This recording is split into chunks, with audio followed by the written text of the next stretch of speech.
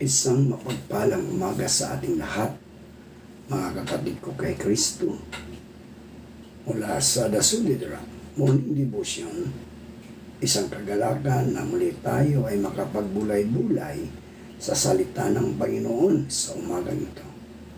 Meron na ilang minutong pagbubulay-bulay ng mga salita ng Panginoon upang papurihan at sambahin ang ating Panginoong Hesukristo.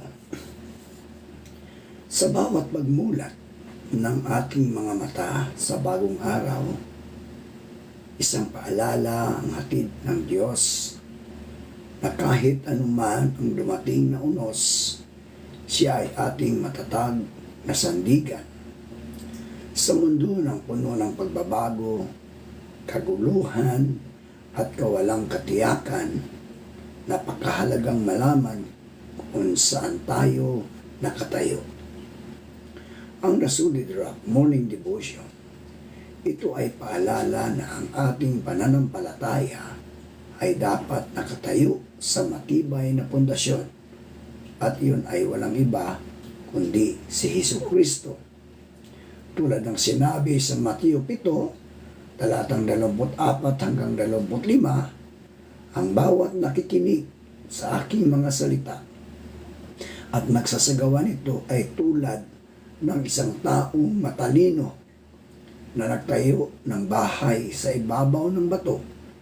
Bumuhos man ang ulan, bumaha man, at humangin ng malakas, hindi ito gumuho. Ang The Solid Rock ay sumisimbolo sa katatagan, sa tiwala, at sa katiyakan ng pag-ibig ng Diyos. Kapag ang ating buhay ay itinayo sa Kanya, hindi tayo madaling matinag ng mga problema, ng mga tukso o takot. Maaaring yumanig ang ating paligid, ngunit nanatiling matatag ang ating pananampalataya sapagkat ang ating pundasyon ay si Hesukristo. Kaya sa ating morning devotion, mga kapatid, anyayahan natin ang presensya ng Diyos sa ating mga puso. Tayo ay magpasalamat sa Kanya na siya ang ating matibay na bato, ang ating kandungan, lakas, pag-asa sa bawat araw ng ating mga buhay. Ang ating pong pagbubulayan ngayong umaga, mga kapatid ko kay Kristo, ay matatagpuan sa Bagong Tipan, sa libro ni San Marcos, Kabanata 8, talatang 36. Ito po ang sinasabi. Sapagkat ano ba ang mapapala ng isang taong makamtan man niya ang buong daigdig, ngunit mapapahamak naman ang kanyang sarili. Pinagpala na po tayo sa pagkabasa at pagkarinig ng kanyang mga salita. Manalangin tayo. Mapagmahal at makapangyarihang Diyos, lumalapit po kami sa iyo ng may kababaang loob at buong pagtitiwala.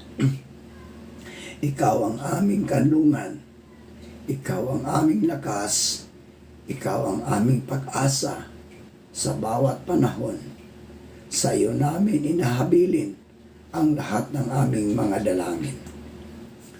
Aming inilalapit sa iyo, O Diyos, ang aming mga kapatid na nasa banig ng karamdaman. Aming mapagpagaling na Diyos, lumalapit po kami sa iyo na may buong pagpapakumbaba. Iniaalay namin sa iyo ang mga may karamdaman, ang mga dumaranas ng sakit sa katawan, isipan at damdamin. Hipuin mo po sila ng iyong mapagpagaling na kamay. Bigyan mo po ng lakas ang kanilang katawan, kapayapaan at kanilang puso, at pag-asa ang kanilang kalooban. Kung may kirot ng panghihina, ikaw po ang magbigay ginhawa. Kung may pangamba at pangungulina, ikaw po ang maging dahilan. Ipaalala mo sa kanila na hindi sila nag-iisa, sapagkat ikaw ay Diyos na laging kasama. Basbasan mo rin po ang mga nag-aalaga at nagmamahal sa kanila, bigyan ng tiyaga, lakas, at malasakit araw-araw. Naway maghari ang iyong kagalingan at kalooban sa kanilang buhay. Ang lahat ng ito ay aming idinadalangin sa pangalan ni Jesucristo na aming Diyos at tagapagligtas. Amin din inilalapit sa inyo, Panginoon, ang aming pamilya, aming mapagmahal na Diyos. Maraming salamat po sa biyaya ng pamilya, sa bawat ugnayang pinagbubuklod ng iyong pag-ibig. Basbasan mo po ang aming mga tahanan ng kapayapaan, pagkakaunawa at wagas na pagmamahalan. Kung may sugat sa puso, ikaw po ang magpagaling. Kung may hindi pagkakasundo, ikaw po ang maghilom. Turuan mo kaming magpatawad tulad ng iyong pagpapatawad, pagmagtatyaga tulad ng iyong pagtitiyaga, at pagmamahal ng walang kondisyon. Ingatan mo po ang bawat miyembro ng aming pamilya sa pag-alis at pag-uwi, sa trabaho at pag-aaral. Naway ikaw ang sentro ng aming tahanan at ang iyong salita ang ilaw sa aming mga desisyon. Amin ding inilalapit sa iyo, Panginoon, ang aming mga guro, aming mapagpalang Diyos. Aming inialay sa iyo ang lahat ng mga guro, mga daluyan ng kaalaman, paggabay at pag-asa. Bigyan mo po sila ng karunungan sa bawat aral na tinuturo, pasensya sa bawat hamon ng silid-aralan, at lakas ng loob sa mga panahong sila'y napapagod. Basbasan mo ang kanilang isipan at puso upang ang kanilang mga salita ay maging binhi ng kabutihan at ang kanilang halimbawa ay maging ilaw ng landas ng mga mag-aaral. Ingatan mo po sila sa araw-araw sa kanilang kalusugan, pamilya at mga pangangailangan. Ipagkakaloob mo ang kagalakan sa kanilang paglilingkod at ang kapayapaan na nagmumula sa iyo. Maraming salamat po sa kanilang sakripisyo at dedikasyon. Naway patuloy mo silang gamitin bilang instrumento ng iyong pag-ibig. Amin ding inilalapit sa inyo ang mga namamahala ng paaralan, Panginoon. Aming dakilang Diyos, aming inilalapit sa iyo ang mga namumuno at namamahala ng aming paaralan, ang mga administrador, punong guro, at lahat ng may tungkulin sa pamumuno. Bigyan mo sila ng karunungan sa bawat pagpapasya, katapatan sa kanilang paglilingkod, at malasakit sa kapakanan ng mga guro, mag-aral at kawani. Naway ikaw ang gumabay sa kanilang mga plano at layunin upang ang bawat hakbang ay magdulot ng kaayusan, katarungan at pag-unlad sa buong pamayanan ng paaralan. Palakasin mo po sila sa mga hamon ng pamumuno, ingatan sa pagod at panghihina ng loob, at punuin ng kapayapaan ang kanilang mga puso.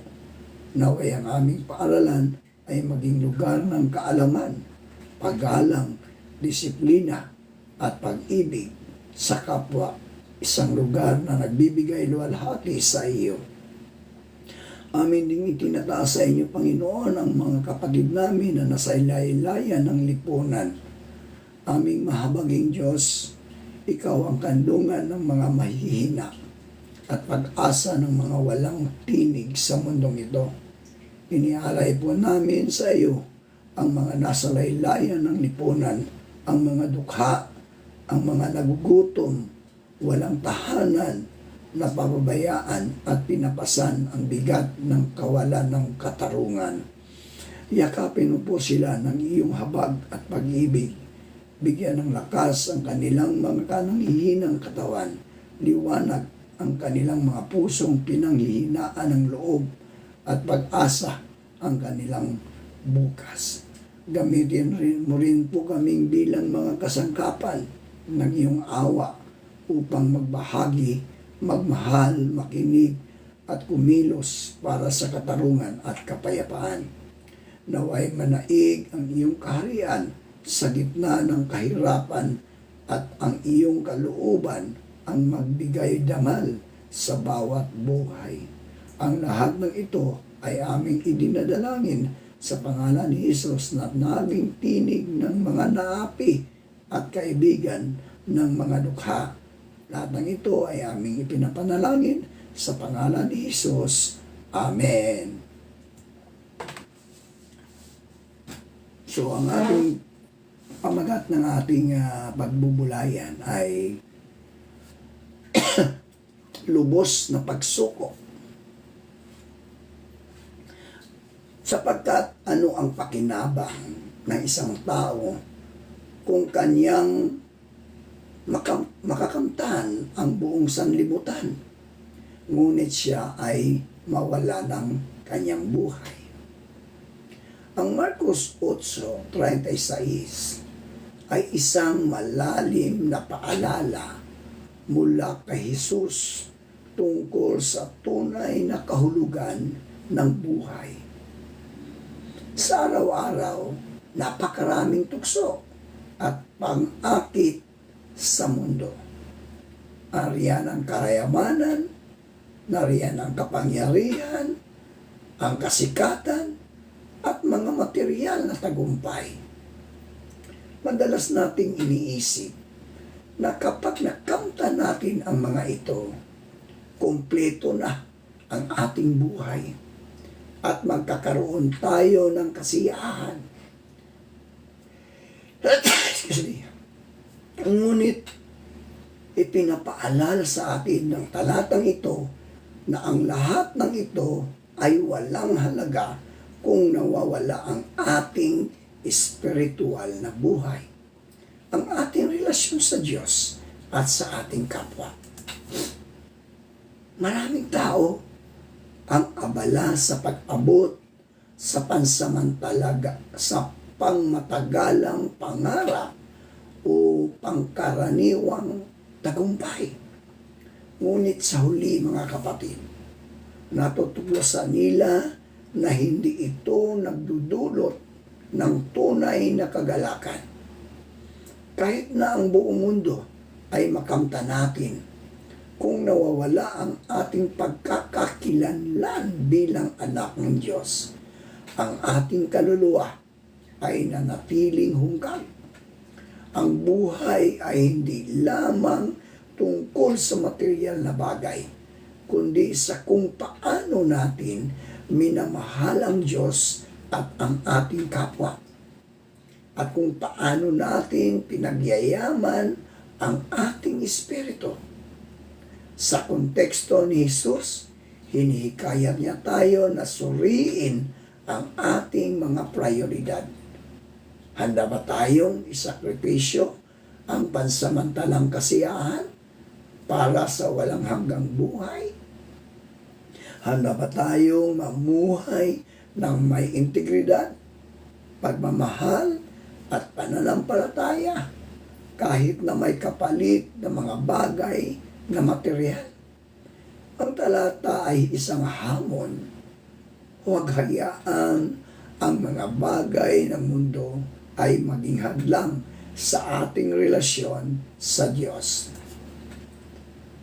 Ang tunay na pakinabang ng tao ay hindi nasusukat sa dami ng kanyang ari-arian o sa mga taong humahanga sa kanya, kundi sa kung gaano siya naging tapat sa Diyos at sa kung paano niya minahal ang kanyang kapwa.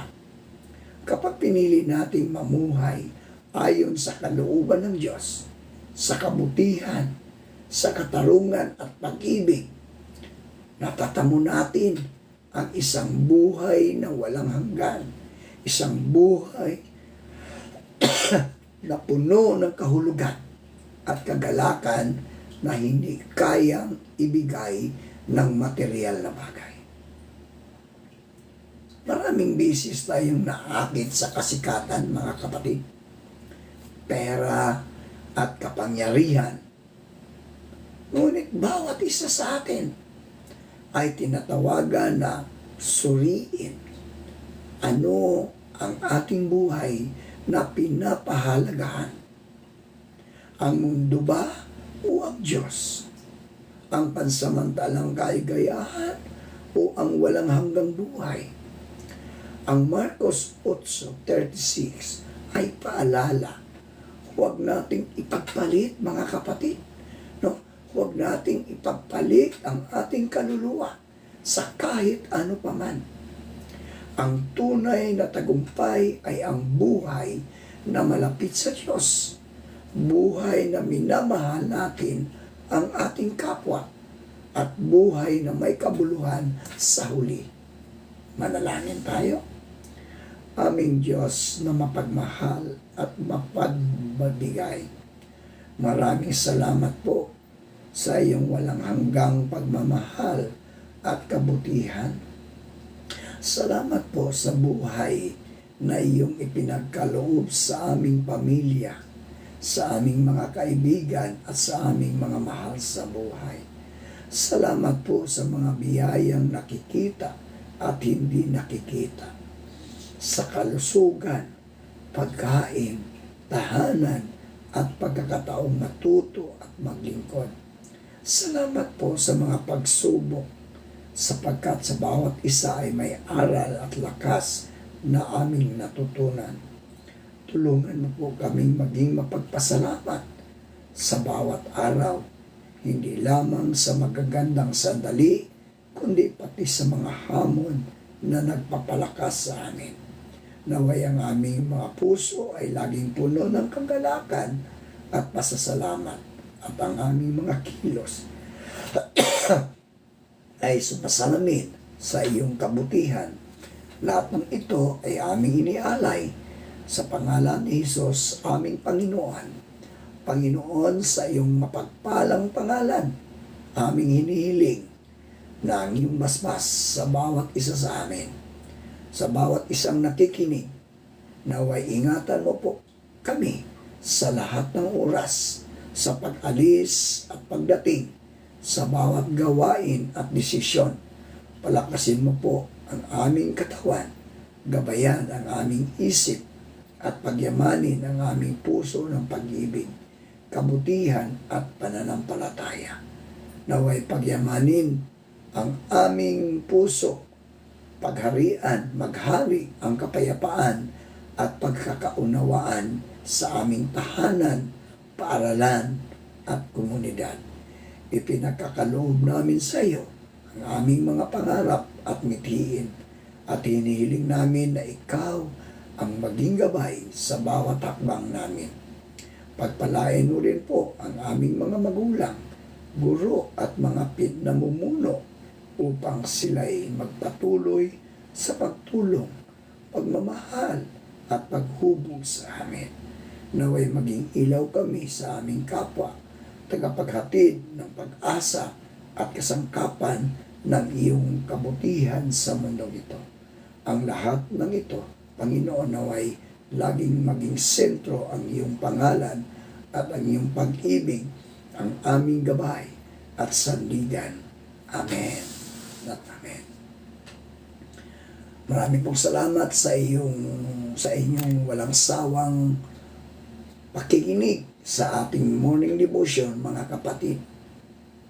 Naway pagpalain tayo ng ating Diyos sa bawat araw ng ating buhay, at ingatan niya tayo